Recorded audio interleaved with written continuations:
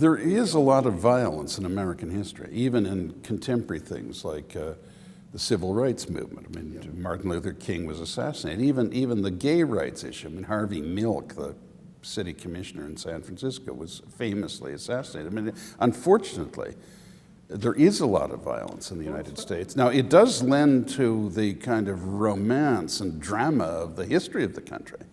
But it is a comparatively violent country. I mean, not compared to Germany or Russia, but compared to Canada, for instance. I don't share that kind of resigned view that Americans will take an inordinate length of time to do the right thing. I think actually they've conducted their affairs in general as intelligently or more intelligently than any European power, including the British. I mean, the Americans have actually been quite intelligently governed most of their history in terms of the general orientation of the country. I mean, all sorts of absurd and corrupt things happen, and it is quite a corrupt country by British standards.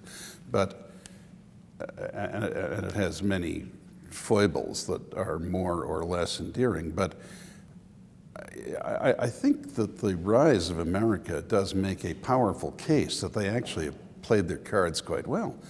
Now, I don't think, oddly enough, and as I write there in that book, I don't think that since the challenge stopped and the Cold War ended, that they've figured out how to do it right. And I think they've made some serious mistakes, but not absolutely horrible mistakes, but serious mistakes. I think American exceptionalism is bunk now. They think it's exceptional traditionally because it is the land of democracy and opportunity.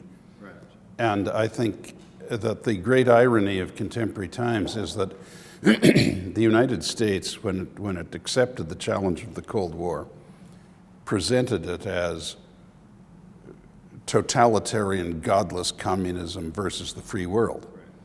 And never mind, the free world included Franco, Salazar, the Shah, the House of Saud, Syngman Rhee, I mean, all the juntas in South America and so forth. The fact is, the United States led the free world to victory in the Cold War, and democracy and the market economy have spread throughout much of the world, and we have the Americans to thank for that, and we must never forget that. But the irony is, I don't think the United States is a very well-functioning democracy now. It isn't exceptional other than in matters of scale. The scale of that country is still extraordinary. It is a $17 trillion economy, and there are over 40 metropolitan areas with more than 1 million people in them. And it's just a very big, powerful country.